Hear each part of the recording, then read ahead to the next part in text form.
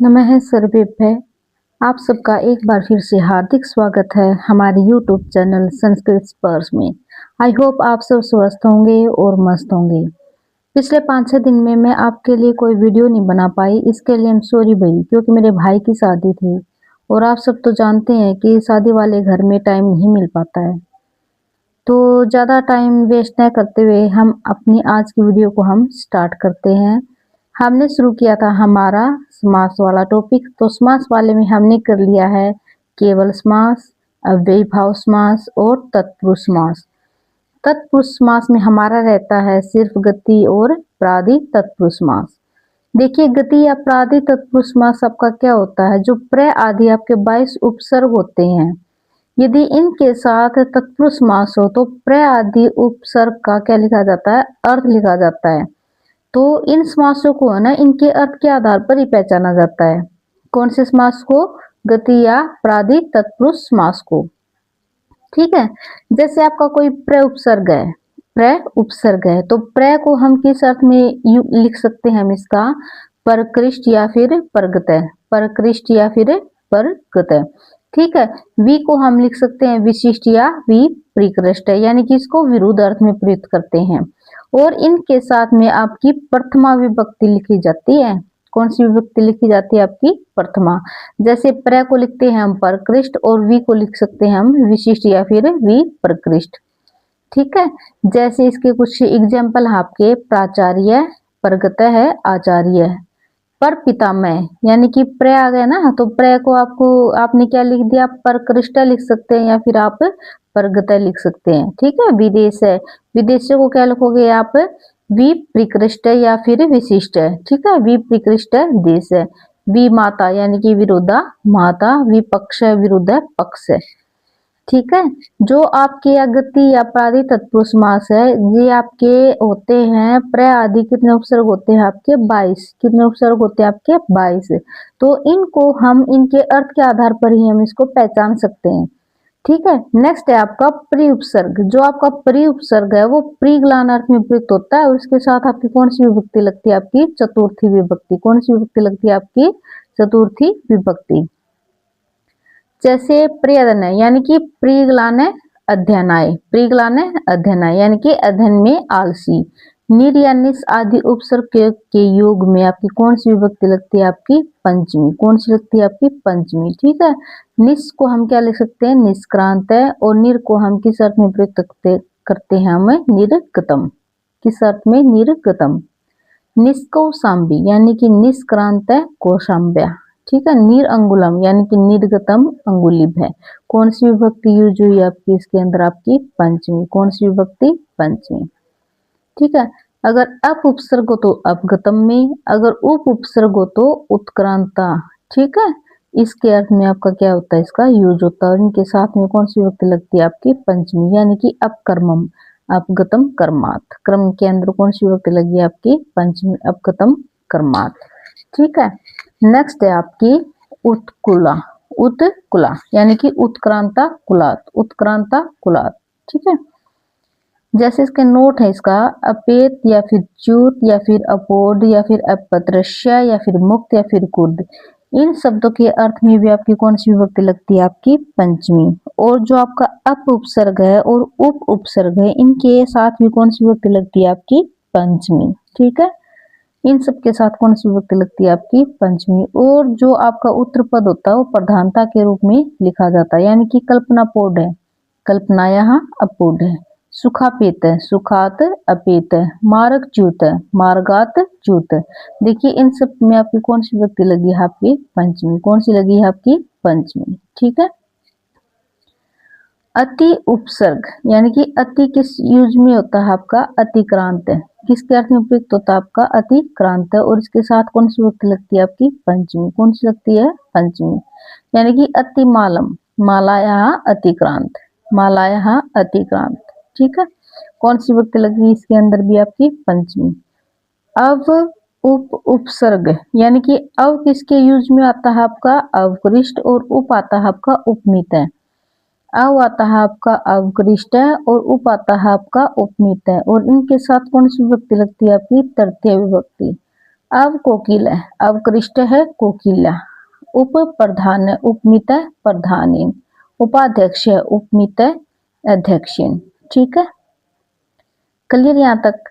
यह आपको क्या ध्यान रखना है इसके अंदर, जो आपका उत्तर पद है अगर उसके बाद में यानी कि उत्तर पद में अर्थम शब्द को और पूर्व पद में हो आपका अनु समवी उपसर्ग हो तो कौन सी विभक्ति लगती है आपकी तृतीय विभक्ति। और अनु किस में यूज होता है आपका अनुगतम में, सम होता है आपका समगतम में और वी होता है आपका विगतम में, वी होता है आपका विगतम में, यानी कि अनुअर्थम अनुगतम अर्थहीन। देखिए उत्तर पद में इसके अंदर आपका अर्थ आया ना, अर्थ आया, इसके अंदर भी अर्थ, इसके अंदर भी अर्थ। ठीक है, विगतम यानी कि विगतम अर्थहीन, इसके अंदर आपकी कौन सी विभक्ति लगी है आपकी तृतीया। ठीक है, सम उपसर्ग के योग में आपकी कौन सी विभक्ति लगती है प्रथमा, यदि उत्तर पद में अर्थ शब्द हो, यानी कि संगदम यानी कि संगतम अध्वम। ठीक है, सु या कु, सु होता है आपका अच्छे के योग में और कु होता है आपका बुरे के योग में। सु होता है आपका अच्छे के साथ और कु होता है आपका बुरे के साथ। ठीक है, सुपुरुष है, सुशोभन है पुरुष है, कुपुरुष है कुत्सित पुरुष है। ठीक है, सु के साथ आप सुष्टु भी लगा सकते हैं और आप शोभन भी लगा सकते हैं। क्लियर यहाँ तक। ठीक है, नेक्स्ट है आपका गति अर्थ तत्पुरुष समास। गति अर्थ तत्पुरुष समास यानी कि कत्वा या लैप प्रत्यय के योग में हमेशा गति तत्पुरुष समास का प्रयोग किया जाता है। जो आपका प्रत्यय होते हैं आपका एक तो त्वा और एक आपका लैप, यानी कि पट पटा कृत है, पटत पटत इति कृत्वा। ठीक है, इसके अंदर आपका कौन सा तत्पुरुष समास है आपका गति अर्थ तत्पुरुष समास। देखिए ये जो आपका अव्ययभाव समास है ना और ये जो तत्पुरुष समास है, अगर आप इनको 2-3 बार आप देख लोगे ना तो आपको ये बिल्कुल क्लियर हो जाएंगे। अगर आपको ये ध्यान रह गया कि किसके साथ आपकी कौन सी विभक्ति लगती है तो आप इनको पहचानने में कभी गलती नहीं करोगे। जो आपके आगे के समास हैं जैसे द्विगु समास है, क्रमधारय समास है, बहुव्रीहि समास है, इनको तो पहचानना बहुत आसान होता है। ठीक है, ज्यादा दिक्कत आती है आपकी अव्ययभाव समास में और तत्पुरुष समास में। ठीक है, अगर आप इनको 1 या 2 बार देख लोगे ना आराम से तो ये आपके इजीली हो जाएंगे। ठीक है, नेक्स्ट आपका आता है क्रमधारय समास। कौन सा समास आता है आपका क्रमधारय समास। जो आपका क्रमधारय समास है वो किसका ही एक भेद है, ये आपका तत्पुरुष समास का ही एक भेद है। इसको आप समानाधिकरण तत्पुरुष भी बोल सकते हैं, समानाधिकरण तत्पुरुष भी आप इसको बोल सकते हैं। इसका सूत्र क्या है आपका विशेषण विशेषणम बहुलम। जहां विशेष्य से विशेषण की बहुलता हो यानी कि अधिकता हो वहां क्रमधारय समास होता है।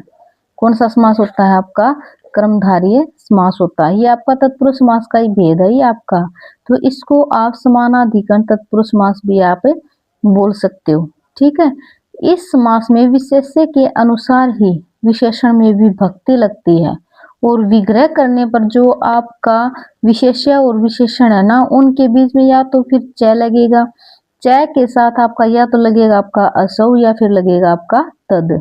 च के साथ या तो आपका लगेगा असौ या फिर लगेगा आपका तद। ठीक है, यदि विशेष्य पुल्लिंग स्त्रीलिंग का हो तो किसका यूज होगा आपका असौ का, यदि नपुंसक लिंग का हो तो आपका किसका यूज होगा आपका तद का। अगर नपुंसक लिंग का है तो आपका यूज होगा तद, अगर आपका पुल्लिंग या स्त्रीलिंग है तो आपका यूज होगा असौ। ठीक है, तो इसमें विशेष्य के अनुसार ये आपकी क्या लगती है विभक्ति। यदि विशेषण उपमावाचक हो तो विग्रह में ईव का प्रयोग किया जाता है। ये आपको बातें ध्यान रखनी है। ठीक है, असौ देखिए कई बार हम कंफ्यूज हो जाते हैं कि इसके अंदर असौ लगेगा फिर या फिर तद लगेगा। अगर ये आपका क्लियर नहीं है तो इसके अंदर भी आपकी गलती हो ही जाती है। ठीक है, यदि विशेष्य पुल्लिंग या स्त्रीलिंग का होगा तो असौ, यदि नपुंसक लिंग का होगा तो क्या लगेगा आपका तद। ठीक है, इसमें विशेष्य के अनुसार ही आपकी विभक्ति लगती है।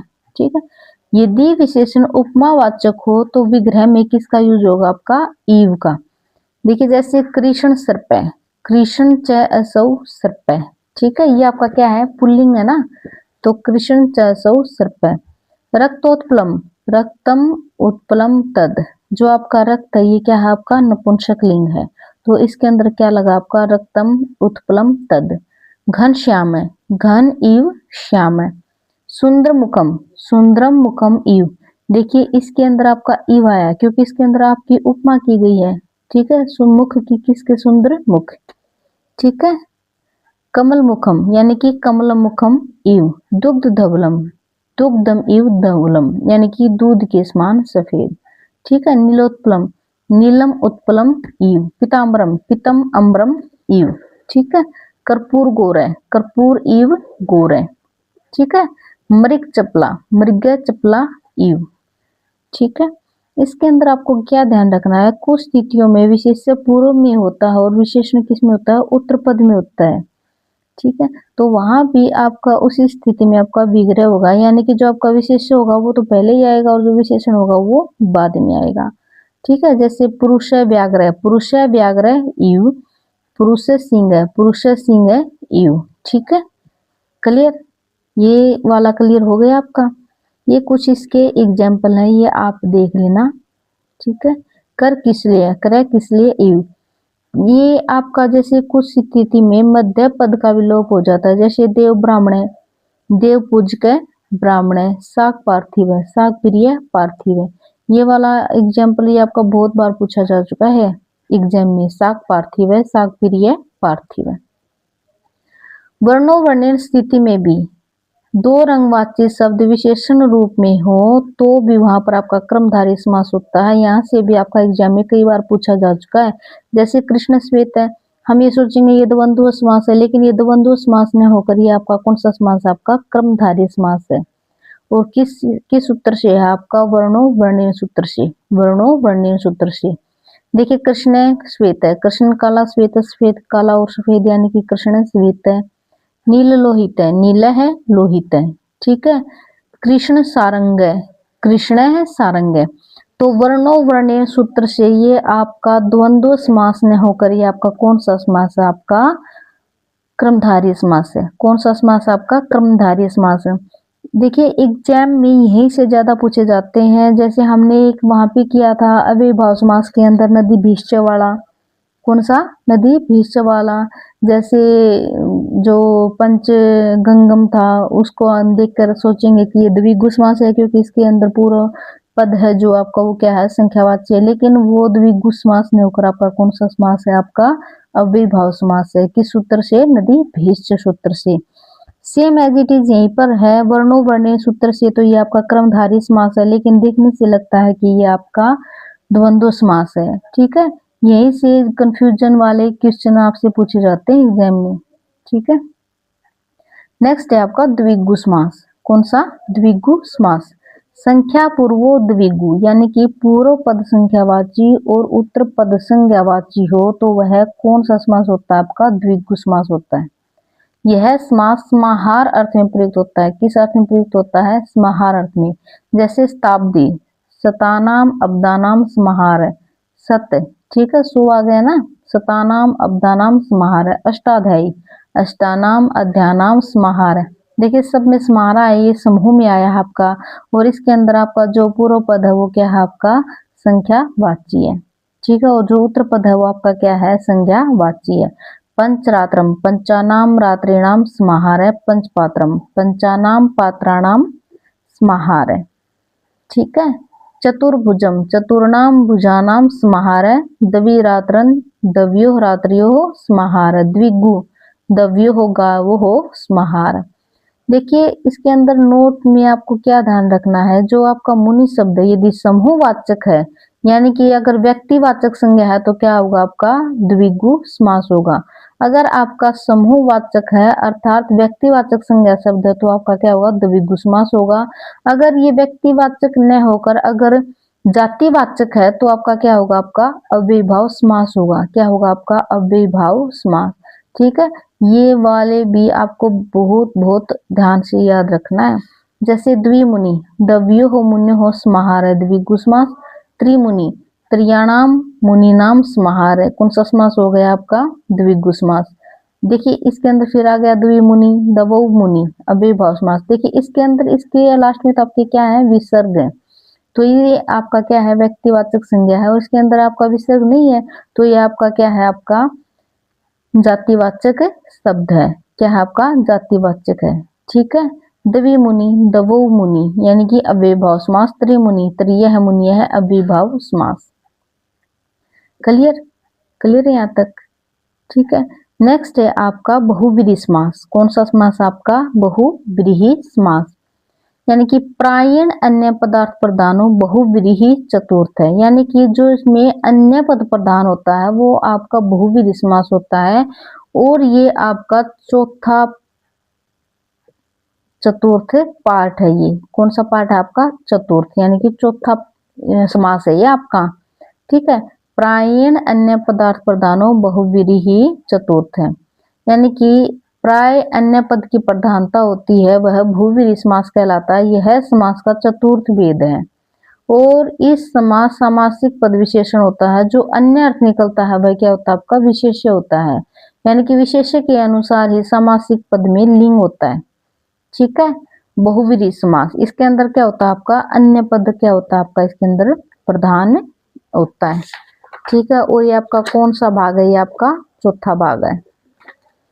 यानी कि बहुव्रीहि समास भी दो प्रकार का होता है तथा इन दोनों विग्रह के आधार पर विभाजन किया जाता है। ठीक है। यदि पूर्व पद और उत्तर पद में अगर समान विभक्ति होगी तो आपका कौन सा समास होगा, आपका समानाधिकरण तत्पुरुष समास। और यदि पूर्व पद उत्तर पद में भिन्न भिन्न होगी तो व्यधिकरण बहुव्रीहि समास। देखिए यहाँ पे तत्पुरुष समास लिख रखा है, लेकिन ये क्या आएगा, आप यहाँ पर बहुव्रीहि समास आएगा। क्या आएगा आपका यहाँ पर, बहुव्रीहि समास आएगा। एक है आपका समानाधिकरण तत्पुरुष, सॉरी बहुव्रीहि, और एक है आपका व्यधिकरण बहुव्रीहि। ठीक है। जिसके अंदर उत्तर पद और पूर्व पद में समान विभक्ति लगी हो तो वो आपका होता है समानाधिकरण बहुव्रीहि समास। और जिसके अंदर आपकी अलग अलग विभक्ति लगी है तो वो आपका कौन सा होता है, आपका व्यधिकरण बहुव्रीहि समास। देखिए जैसे कंठे काल है, कंठे काल यस्य से, देखिए कंठे काल यस्य से, कंठे में और काले में अलग अलग विभक्ति आई है तो आपका ये कौन सा है, व्यधिकरण बहुव्रीहि।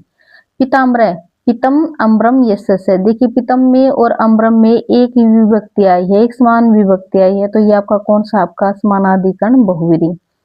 चंद्रशेखर है, चंद्रम शिखरे यस्य से, यानी कि इसमें अलग अलग विभक्ति आई ना आपकी, चंद्रम शिखरे यस्य से, तो ये आपका कौन सा है, आपका व्यधिकरण बहुव्रीहि। ठीक है।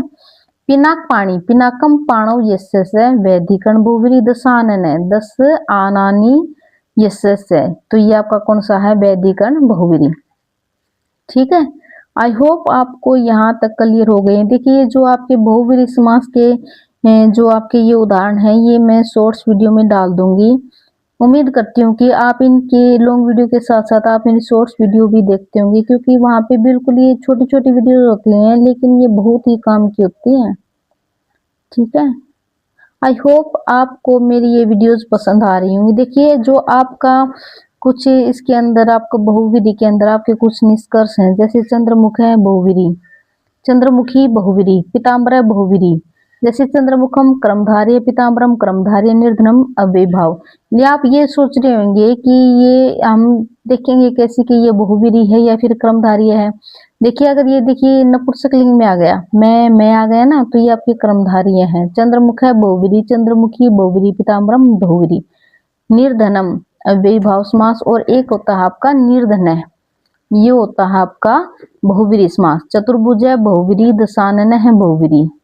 ठीक है। अगर आप हम जो आपके ये वाले टॉपिक है ये वाला हम आपका कल क्लियर करवा देंगे। ठीक है। ये हम आपका कल क्लियर करवा देंगे, जो आपका बहुव्रीहि वाला है ये आपका कल होगा क्लियर। ठीक है। आई होप आपको मेरी वीडियोस पसंद आ रही होंगी और आपके जो भी डाउट है वो क्लियर हो रहे होंगे।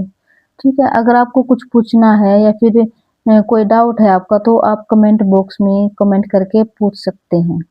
अगर आपको मेरी वीडियोस पसंद आ रही हैं तो प्लीज़ मेरे चैनल को लाइक, शेयर और सब्सक्राइब जरूर कर लेना। जैसे कि आप सब जानते हैं कि एस्टेट अभी बोल रहा है चेयरमैन साहब ने कि दिसंबर में या फिर जनवरी में हो जाएगा। दिसंबर में तो पॉसिबल है नहीं, क्योंकि अभी तक तो नोटिफिकेशन ही नहीं आया है और न ही फॉर्म फिल किए गए हैं। तो हो सकता है कि आपका जनवरी में आई, और ये वाला स्टेट आपके लिए बहुत इम्पोर्टेंट है क्योंकि इसके बाद बहुत सारी वैकेंसीज आनी है हरियाणा की। ठीक है, ठीक है, फिर मिलते हैं। फिर कल आपका जो बहुविधि वाला बचता है वो वाला हम आपका कल क्लियर करवा देंगे। ठीक है, आई होप आपको मेरी वीडियोस पसंद आ रही हैं। तब तक के लिए आप सब अपना ध्यान रखना, और अगर कोई डाउट है तो कमेंट बॉक्स में कमेंट करके पूछ लेना। धन्यवाद।